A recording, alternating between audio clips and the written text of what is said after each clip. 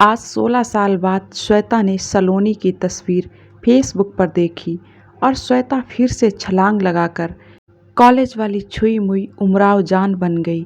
दरअसल 2 दशक पहले श्वेता और सलोनी अभिन्न मित्र थीं। दोनों के घरों में कोई समानता नहीं थी। सलोनी का राजमहल सा घर, जो शहर की सबसे पॉश कॉलोनी कविनगर में स्थित था, वहीं श्वेता का छोटा सा घर निम्न वर्गीय कॉलोनी विजयनगर में था। लेकिन इन सब बातों के बावजूद श्वेता और सलोनी की दोस्ती कल कल बहते हुए पानी की तरह चलती रही। सलोनी जहाँ सांवले रंग, साधारण से नैन नक्श पर गजब के आत्मविश्वास की स्वामिनी थी, वहीं श्वेता गौरवर्ण, भूरी आंखें, तीखे नैन नक्श की मालिका थी। दोनों एक दूसरे न केवल रूप रंग में बल्कि आचार विचार में बिल्कुल भिन्न थीं। जहाँ सलोनी बेहद बिंदास और दिल की साफ थी, वहीं श्वेता थोड़ी सी सिमटी हुई और खुद में खोई रहती थी। श्वेता मन ही मन अपने जीवन स्तर की तुलना सलोनी से करती और खुद को सदा कमतर पाती, पर उसे पूरा विश्वास था कि उसके राजसी रूप सौंदर्य के कारण वह किसी अमीर खानदान की बहू बनेगी और सलोनी के घर वह बड़े और अमीर लोगों के तौर तरीके का अनुकरण करने ही जाती थी। आज सलोनी का जन्मदिन था और सभी सहेलियां कानपुर के 5 सितारा होटल में इकट्ठा हुई थीं। वहीं पर सलोनी ने अपनी सब सहेलियों की मुलाकात विभोर से करवाई, जो उसके पिता के मित्र का एक बेटा था और इंजीनियरिंग की पढ़ाई कानपुर के सरकारी कॉलेज से कर रहा था। विभोर 5 फुट 10 इंच लंबा आकर्षक नौजवान था। जैसे कि आमतौर पर होता है, सब लड़कियों ने पूरा होटल सिर पर उठा रखा था। बस एक श्वेता ही थी जो चुपचाप सहमी सी एक कोने में बैठी हुई थी। विभोर ने मुस्कुराते हुए सलोनी से कहा, ये छुई मुई कौन है? बिल्कुल उमराव जान लग रही है। सलोनी खींचकर श्वेता को वहीं ले गई और बोली, यह छुई मुई श्वेता है और मेरी सबसे पुरानी और करीबी दोस्त। फिर खाना ऑर्डर होने लगा। ऐसे ऐसे व्यंजन जिनके नाम श्वेता ने सुने भी नहीं थे और वह घबरा गई। तभी विभोर श्वेता के बगल में आकर बैठ गया और मेनू कार्ड उसके हाथों से ले लिया। फिर धीमे से उसके कानों में बोला, जो मैं ऑर्डर करूँगा वही तुम भी करना। यह सुनकर श्वेता की जान में जान आ गई। विभोर ने श्वेता जैसी कोई लड़की अब तक नहीं देखी थी। उसकी अपनी माँ बहनें बहुत ही अलग किस्म की थीं। यह छुई मुई जैसी लड़की से उसका पहला परिचय था।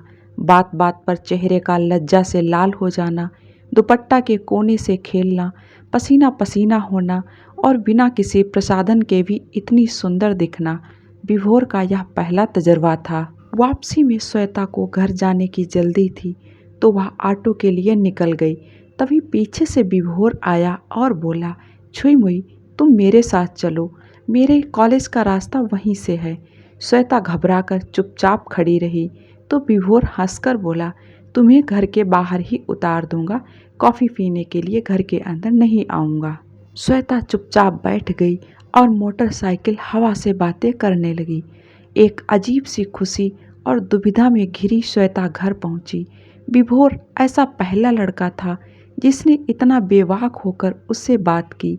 खोई खोई सी वह अपने पलंग पर लेट गई और विभोर का उसे छुई मुई कहना, उसकी तुलना उमराव जान से करना, सब कुछ ने उसके दिल के तारों को झलंकृत कर दिया और उसकी आंखों में इंद्रधनुषी रंग उतर आए, जिनके सपने वह बचपन से देखती आई थी।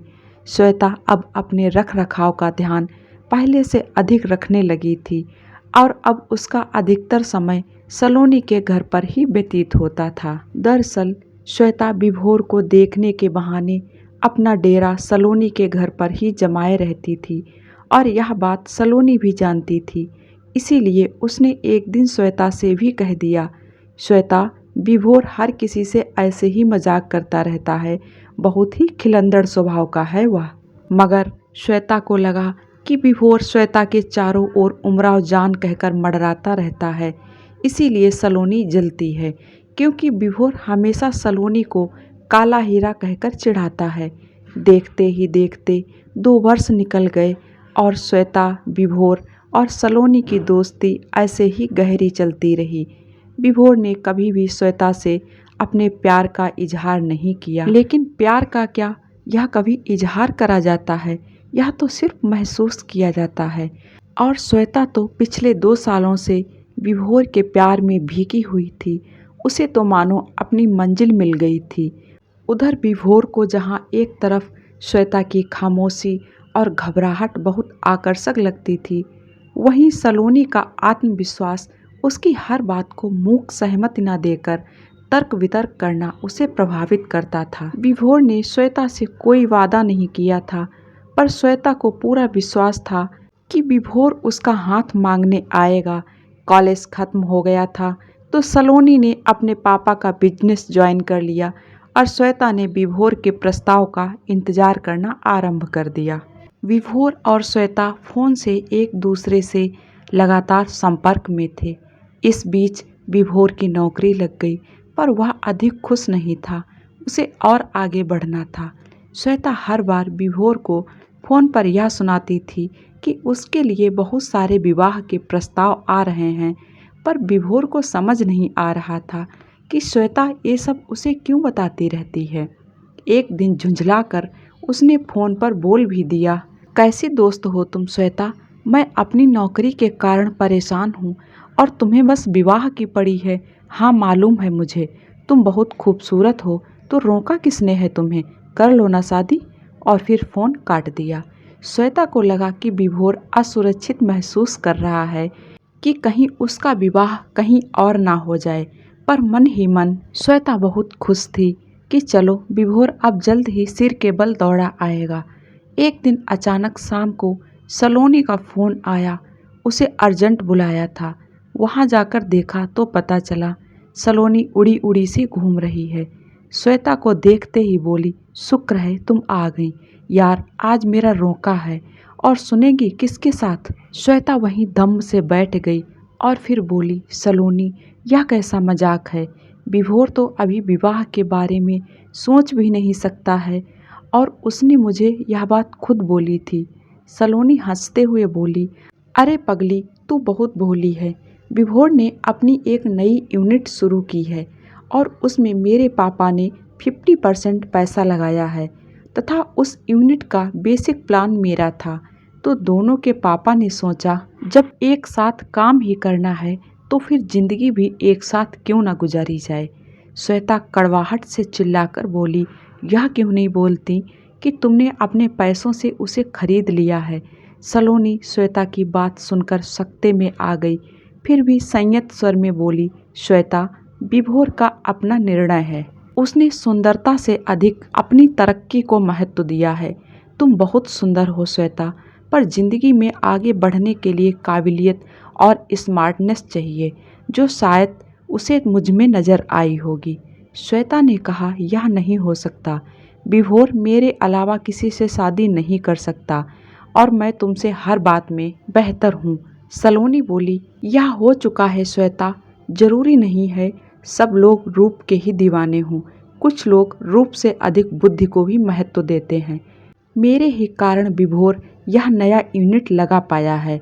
श्वेता बोली, सलोनी अपने पापा के वैभव पर तुम्हें बहुत घमंड है ना, और इसी धन के बल पर तुमने विभोर को हथिया लिया है।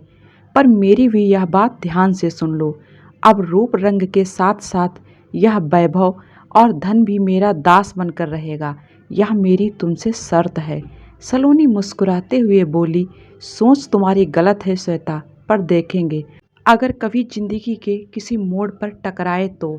उस दिन के बाद श्वेता ने सलोनी और विभोर नामक अध्याय अपनी जिंदगी रूपी किताब से हमेशा के लिए ख़त्म कर दिया था।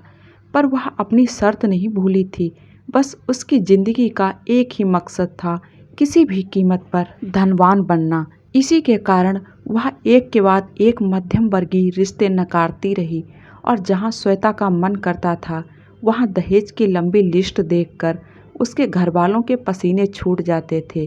घर वाले श्वेता के रवैये से परेशान हो गए थे। देखते ही देखते श्वेता ने 30 साल भी पूरे कर लिए। इसी बीच एक दिन श्वेता एक दूर की रिश्तेदारी में विवाह में सम्मिलित होने गई। वहीं पर उसे राजेश्वरी ने अपने बेटे विकास के लिए उसे पसंद कर लिया। विकास खानदानी रईस था और बहुत अच्छे पद पर कार्यरत था, पर दिखने में बहुत ही साधारण था। विकास की पहली बीवी की 1 साल पहले मृत्यु हो गई थी और उसके 2 बच्चे थे, एक 5 साल का और दूसरा 7 साल का। जब यह रिश्ता आया तो श्वेता के माँ और बाबूजी बोले, सगी बेटी है, सौतेली नहीं, पैसा है तो क्या हुआ, है तो पूरे 38 साल का। ना बाबा, ऐसा ना महल चाहिए, और फिर 2 बच्चे भी हैं। मगर श्वेता ने आगे बढ़कर इस रिश्ते को स्वीकार कर लिया। वह अपने एकाकी जीवन से ऊब चुकी थी और यह पहला ऐसा रिश्ता था जो उसे पसंद आया था। उसे विकास के बच्चों या विकास से कोई मतलब नहीं था। उसे मतलब था विकास के रुतबे से, पैसों से। आज विवाह के 10 साल बीत गए थे। जिस धन के लिए श्वेता ने विवाह किया था वह यहाँ पर भरपूर था। दोनों बच्चे हॉस्टल में थे और विकास उसकी आंखों के इशारे पर उठता और बैठता था। फिर भी एक टीस थी श्वेता के मन में जो जब तब उसे मायूस कर देती थी। विकास उसे हाथों हाथ रखता था, फिर भी दोनों का रिश्ता पति पत्नी का नहीं, दास मालिक जैसा लगता था। श्वेता जैसी खूबसूरत पत्नी पाकर विकास धन्य हो उठा था। वह हमेशा श्वेता की खूबसूरती का उपासक ही बना रहा, पति बनने की कोशिश कभी ना करी। दोनों बच्चों के साथ श्वेता ने हमेशा एक सम्मानजनक दूरी बनाकर रखी थी। श्वेता और विकास का अपना कोई बच्चा कभी ना हो पाया था, पर इसका भी श्वेता को कभी अफसोस नहीं हुआ था। बच्चा ना होने के कारण श्वेता के शरीर पर मांस की एक परत भी नहीं चढ़ी थी। जैसे वह 10 साल पहले लगती थी वैसे ही आज भी लगती थी, और आईने में यह देखकर श्वेता की गर्दन घमंड से तन जाती थी। ऐसे ही एक दिन श्वेता ने अचानक फेसबुक पर सलोनी को देखा और उसकी तस्वीर देखकर उसे असीम आनंद आ गया। सलोनी बेहद अनाकर्षक लग रही थी, पर विभोर अभी भी जैसा का तैसा बना हुआ था। फिर से श्वेता के मन में टीस सी उठी। यह विभोर नाम की टीस ही थी जो उसे सामान्य नहीं होने देती थी। और फिर नियति जैसे खुद ही सलोनी और विभोर को उसके सामने खींच लाई। विभोर को अपने व्यापार के सिलसिले में कोई फाइल पास करवानी थी जो विकास की मदद से ही हो सकती थी।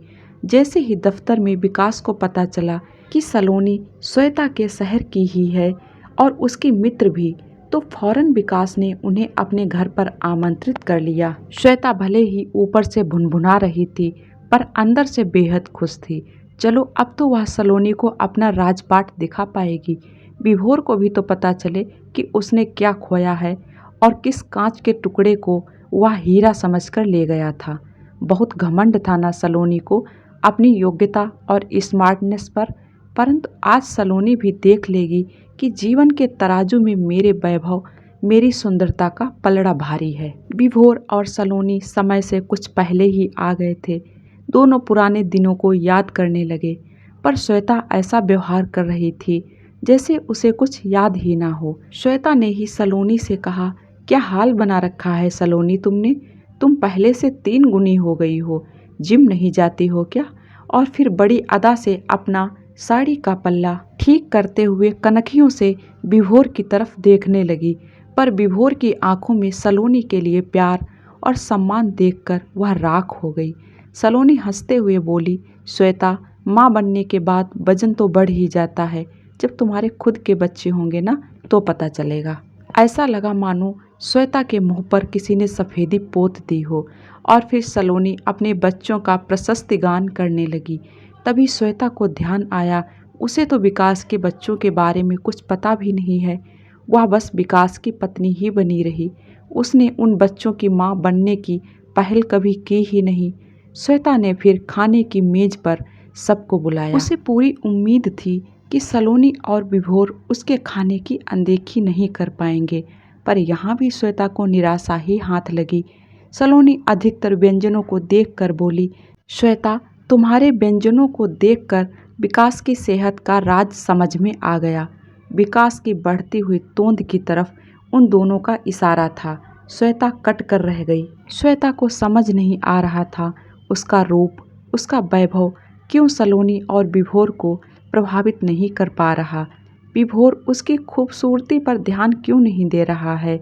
विभोर और सलोनी के रिश्ते में बहुत सुंदर तालमेल था, जो श्वेता के वैवाहिक रिश्ते से नरादर था, क्योंकि श्वेता ने तो बस विवाह धन के लिए किया था। खैर, खाने के बाद विभोर और विकास कार्य संबंधी बातों के लिए बगीचे में बैठ गए। सलोनी को अपने वैभव से दमकते ड्राइंग रूम में बैठाकर श्वेता कॉफ़ी लेने चली गई। कॉफ़ी पीते पीते सलोनी 2 मिनट रुकी। श्वेता को लगा शायद अब वह उसकी मेहमान नवाजी की प्रशंसा करेगी, पर सलोनी खिलखिला कर बोली, श्वेता, तुम्हें अपनी शर्त याद है क्या? अभी भी लगता है तुमने शर्त जीत ली है। श्वेता ने कोई जवाब नहीं दिया, पर उसके मन को पता था कि वह फिर से शर्त हार गई है। उसे पता था कि वह खूबसूरत है, पर अपने लिए। उसने विकास से शादी बस सलोनी से बराबरी के लिए की है, पर सलोनी अब भी उससे कहीं आगे है, क्योंकि एक पत्नी की सफलता उसके रूप रंग में नहीं, उसके पति और बच्चों के साथ उसके रिश्तों की गहराई और गर्माहट से झलकती है, जो श्वेता के विवाह में कहीं नहीं थी। सलोनी खिलखिलाती हुई बगीचे की तरफ चली गई। श्वेता को लग रहा था उसकी बेमतलब की शर्त ने उसकी जिंदगी को ऐसे मोड़ पर लाकर खड़ा कर दिया जिसकी शायद कोई मंजिल ही नहीं है। दोस्तों, उम्मीद करते हैं कि ये कहानी आप लोगों को पसंद आएगी। पसंद आए तो प्लीज़ मेरे वीडियो को एक लाइक कर दें, और जो लोग मेरे चैनल पे नए हैं प्लीज़ मेरे चैनल को ज़रूर सब्सक्राइब कर लें। Thank you.